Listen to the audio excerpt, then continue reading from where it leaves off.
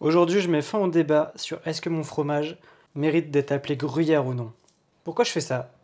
Parce que à chaque fois que je prononce le mot gruyère dans mes vidéos, j'ai toute la Suisse qui me tombe dessus pour me dire que c'est pas du gruyère et que ça ne mérite pas de porter ce nom. Ensuite, j'ai des commentaires qui me disent que le gruyère c'est plus jaune, que le gruyère ça ressemble pas à ça, que ça a des petits trous, que ça a pas de trous. On va voir ça. J'ai pris un gruyère, indice géographique protégé. Donc je pense que là, il est validé.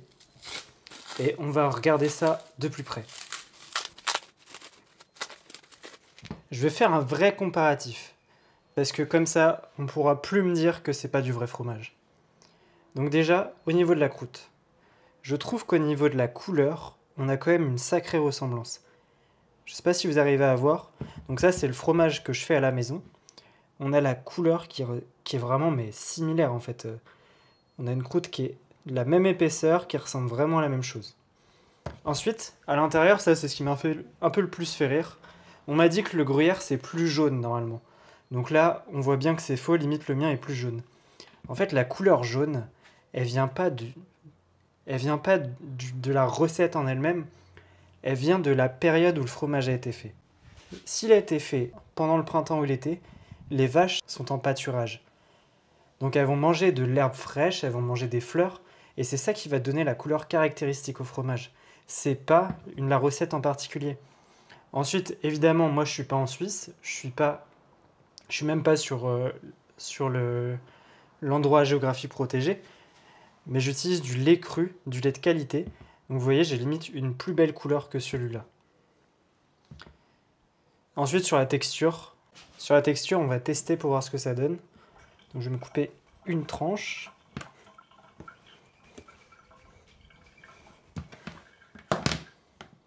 Vous voyez, c'est un petit peu plus blanc par là, vu que là ça a séché. Donc vous voyez, en fait, on est vraiment sur les mêmes couleurs. Sur la texture, on est sur la même chose, quelque chose qui est assez dur et qui est quand même d'assez dur et ferme, mais pas complètement sec. Puis sur le goût, je vais tester ça.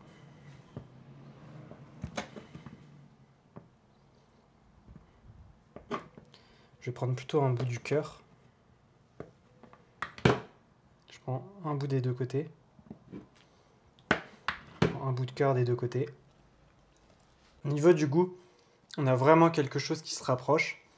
Alors, je vais pas mentir non plus, ça n'a pas le même goût.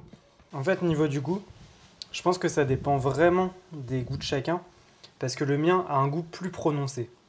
Déjà au niveau des dates, je sais pas exactement de combien de mois il est. Le mien c'est du 6 mois. Mais si vous préférez le fromage fort, mon fromage va plus vous plaire. Et encore, ça reste très équilibré, c'est pas non plus très très piquant. Alors que lui va être plus doux, je pense qu'on est sur du gruyère jeune. Mais je peux vous dire que les deux se valent, les deux sont aussi bons. Ils sont différents, particuliers, mais ça vaut vraiment la peine. Je le rappelle, mais moi je fais du fromage à la maison. Je tente de me rapprocher au maximum des vraies recettes, et là vous pouvez pas me dire que ça ressemble pas. Et d'ailleurs, pour ceux qui me disent qu'il n'y a pas des petits trous, ça arrive. Le but c'est pas qu'il y en ait dans le gruyère, c'est censé être lisse comme ça. Mais ça peut arriver des petits trous comme ça. C'est une question d'affinage de la recette et de la faire de mieux en mieux.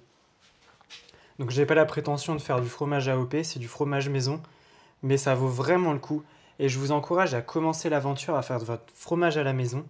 Si vous avez besoin du matériel, je le répéterai jamais assez, mais je vends des kits avec tout ce qu'il faut dedans, même le premier ferment, la première présure pour commencer, avec la recette pour atteindre des fromages comme celui-ci. Je vous dis à très bientôt pour une prochaine recette.